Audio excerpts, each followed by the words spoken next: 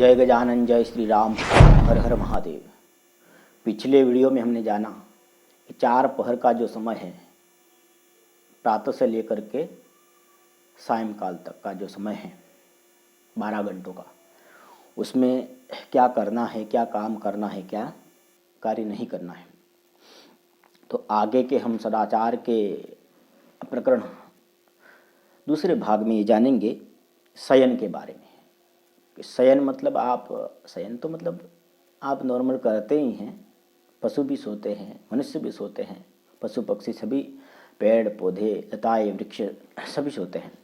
किंतु जो सदाचार से मनुष्यों के लिए शास्त्रों में जो शयन का विधान बताया है वो हम आपको बता रहे हैं। इस सदाचार के साथ आप आचरण करोगे तो ये गारंटी है कि आप प्रेत नहीं बनोगे और नरक नहीं जाओगे, है ना।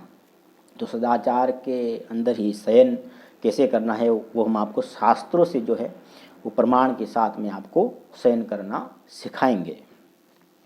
तो शयन जो है वो सदा पूर्व या दक्षिण की तरफ सिर करके सोना चाहिए। विष्णु पुराण और वामन पुराण के अनुसार शयन जो है वो जो अपना सिर जो है वो या तो पूर्व की ओर या फिर दक्षिण की ओर अपना जो सिराना है सिर उस ओर रहना चाहिए, और पैर जो है वो उत्तर या पश्चिम की ओर रखकर सोना चाहिए। ये सदाचार में आता है।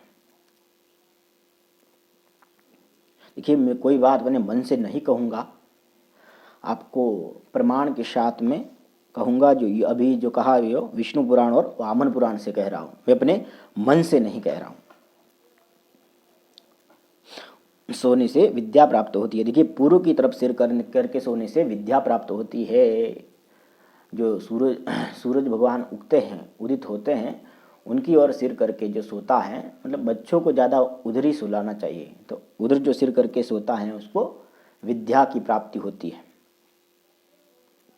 और उसके बाद दक्षिण की तरफ सिर करके सोने से धन तथा आयु की वृद्धि होती है। और जो लंका की ओर अपना सिर करके सोता है उसको धन और आयु की वृद्धि होती है उसकी।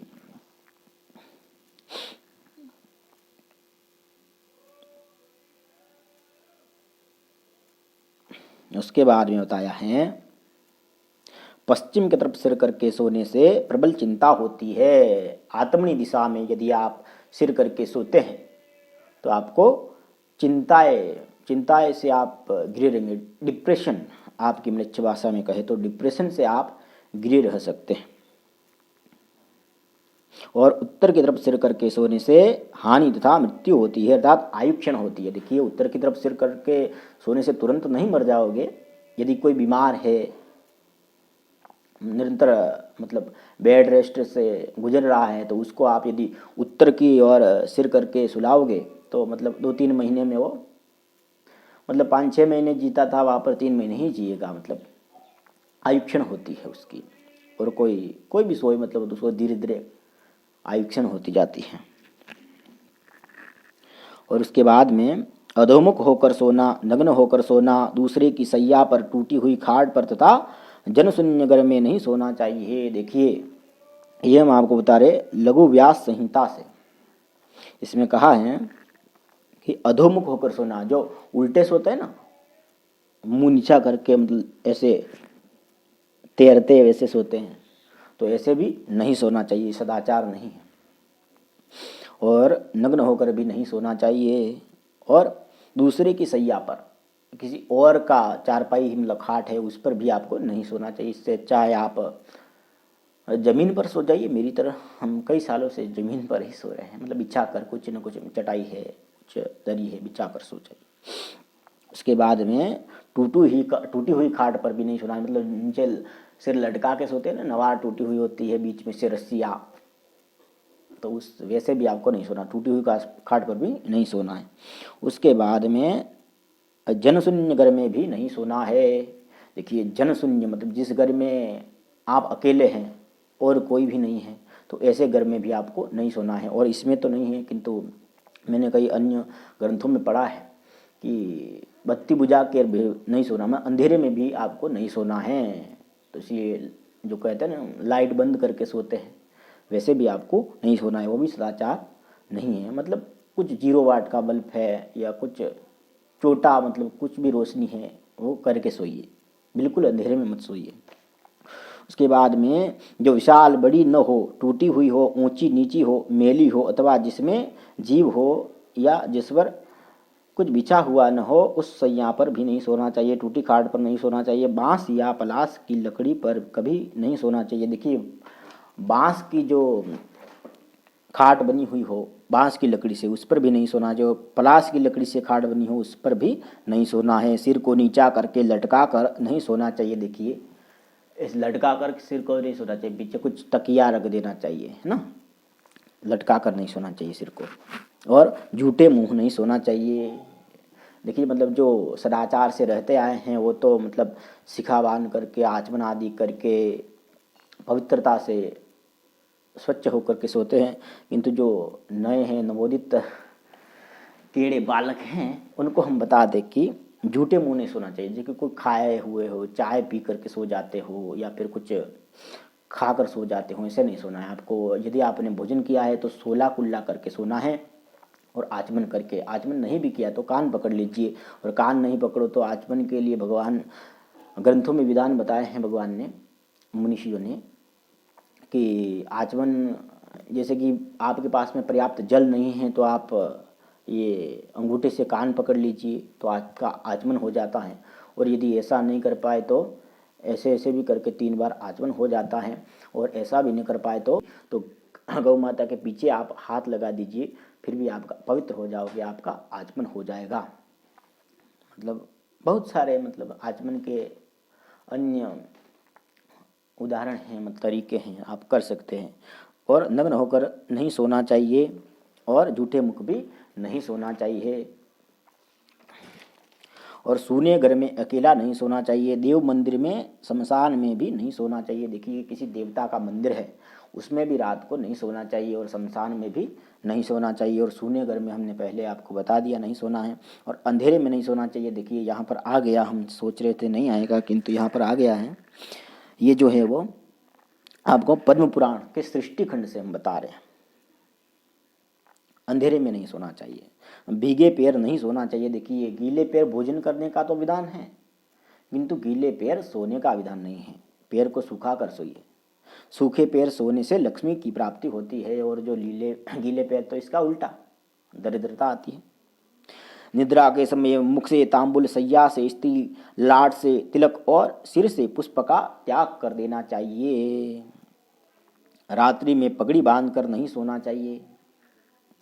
दिन में कभी भी सोना नहीं चाहिए। देखिए, सदाचार में हम पिछले वीडियो में हमने बताया कि दिन में नहीं सोना चाहिए, जो इसमें तब नहीं मिला किंतु अब हमको मिल गया है। दिन में नहीं सोना चाहिए, ये महाभारत के अनुशासन पर्व और नारद पुराण में बताया गया है कि दिन में नहीं सोना चाहिए। मतलब अन्य ग्रंथ में भी होगा किंतु हमें यहाँ से आपको प्रमाण हमको मिला तो हम आपको बता दे रहे हैं।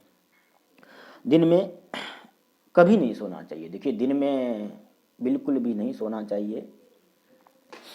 रात के पहले और पिछले भाग में भी नींद नहीं लेनी चाहिए। रात के प्रथम और चतुर्थ प्रहर को छोड़कर दूसरे और तीसरे प्रहर में सोना उत्तम होता है। देखिए, पूरा दिन आपको नहीं सोना है, और आपको सोना है रात के 8:30 या 9 बजे से प्रातः 3-4 बजे तक आपको सोना है। फिर ब्रह्म मुहूर्त में आपको उठ जाना है। 6 घंटे की नींद आपको लेनी है। और कोई रोगी है, बीमार है, उनके लिए शास्त्रों में विधान है सोने का, तो यहाँ पर बता दें कि देखिए, सभी ऋतुओं में दिन में सोना निषिद्ध है, परंतु ग्रीष्म ऋतु में दिन में सोना निषिद्ध नहीं है।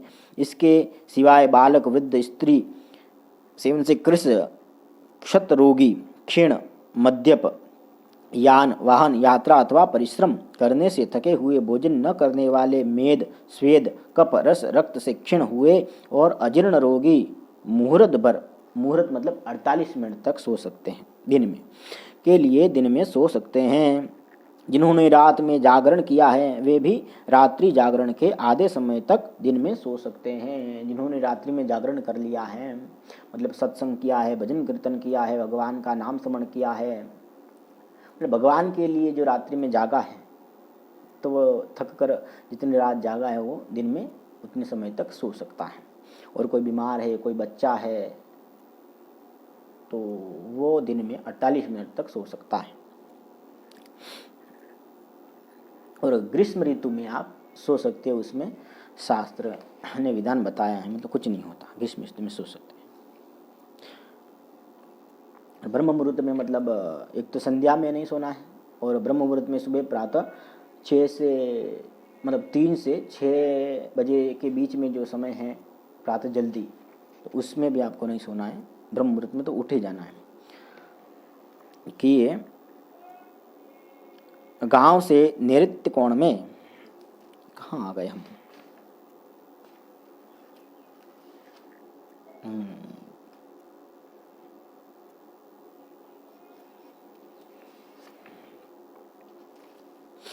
दिन में भी नहीं सोना। जिसके सोते सोते सूर्योदय तथा सूर्यास्त हो जाए वह महान पाप का भागी होता है और बिना प्रायश्चित के शुद्ध नहीं होता। देखिए, कृच्छ व्रत मतलब जो कठिन कठिन जो बहुत तपस्या जैसे व्रत है उनको करके शुद्ध होता है। कौन? जिसके सोते सोते सूर्योदय हो जाए, मतलब प्रातः लेट उठते हैं, 8 9 10 बजे जो उठते हैं ना, उनके लिए यहाँ पर शास्त्रों में बताया है कि जो सूरज भगवान उग जाए, सूर्योदय हो जाए, तब तक पड़े रहते हैं, उठते नहीं। उनको पाप कैसा लगता है, जो प्रायश्चित यदि नहीं करे तो नरक जाते हैं। नरक से बचने के लिए शास्त्रों में प्रायश्चित बताए हैं, तो प्रायश्चित करना चाहिए उनको। बिना प्रायश्चित के वो शुद्ध नहीं होते, जो सूर्योदय के बाद भी पड़े रहते हैं, वो महान पाप लगता है।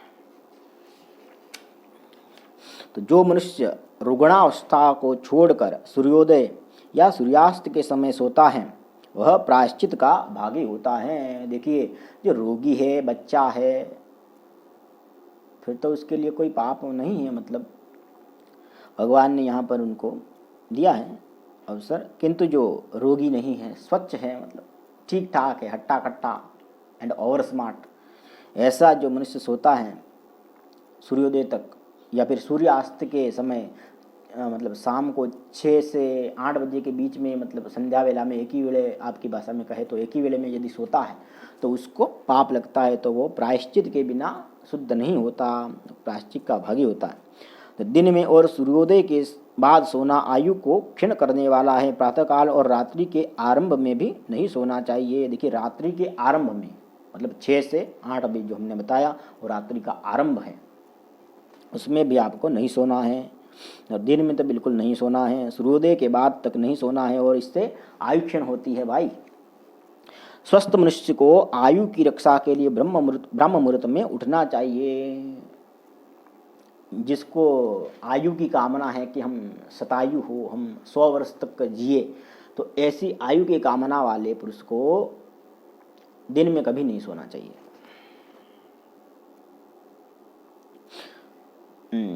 किसी सोए हुए मनुष्य को एकाएक नहीं जगाना चाहिए। यदि कोई सो रहा है तो उसको जगाने से भी दोष लगता है। कोई सो रहा है तो उसको नहीं जगाना चाहिए। ये हम कहाँ से बता रहे हैं आपको? याज्ञवल्क्य स्मृति से, और स्कंद पुराण में भी इसका मिलता है प्रमाण। ब्रह्मोत्तर पुराण, गरुड़ पुराण, आचार खंड, गरुड़ पुराण में भी इसका, कुर्म पुराण, पद्म पुराण और नारद पुराण। और विद्यार्थी, नौकर, पथिक, भूख से पीड़ित, भयभीत, भंडारी और द्वारपाल ये सोए हुए हो तो उन्हें जगा देना चाहिए। देखिए, किसी को जगाना नहीं चाहिए। उसके बाद में भी शास्त्र कहता है कि इन लोगों को जगा देना चाहिए। किसको? विद्यार्थी है, स्टूडेंट, उसको यदि दिन में सो रहा है, रात में सो रहा है, कभी भी सो रहा है तो उसको जगा देना चाहिए।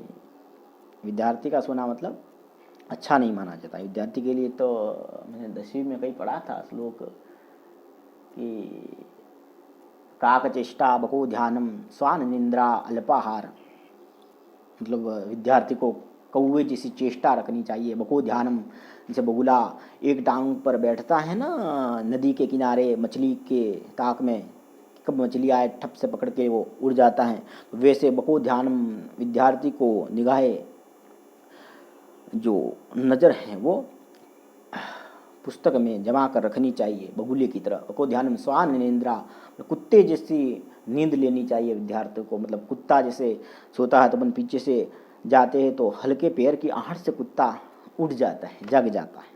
तो वैसे विद्यार्थी को अल्पाहार मतलब कम भोजन, उसको हल्का भोजन करना चाहिए विद्यार्थी को उठा देना चाहिए। और नौकर को, यदि नौकर है मतलब जैसे कि वॉच डॉग है, वॉच डॉग मतलब सिक्योरिटी गार्ड हैं, तो उसको भी, चौकीदार है, उसको उठा देना चाहिए कि वो सो गया तो फिर चौकीदारी कैसे होगी। पथिक, यदि कोई राहगीर है, कोई चल के जा रहा है और किसी वृक्ष के नीचे सो गया है और उसको कहीं जाना निकलना है लेकिन थकावट के कारण में सो गया है, तो उसको भी जगा देना चाहिए ताकि वो अपने गंतव्य तक चला जाए।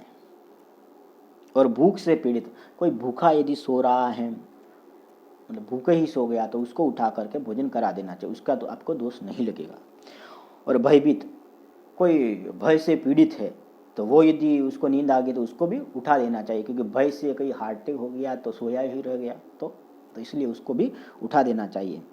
और भंडारी को भी उठा देना चाहिए। और द्वारपाल, अभी हमने कहा चौकीदार, उसको भी उठा देना चाहिए सोते से। ये जो है 18, 19, 20, 22 के गरुड़ पुराण में, स्कंद पुराण में याज्ञवल्क्य स्मृति से हमने आपको बताया। तो आज के लिए बस इतना ही। और अगले हम सदाचार के प्रकरण तीसरे भाग में हम आपको मलमूत्र का त्याग,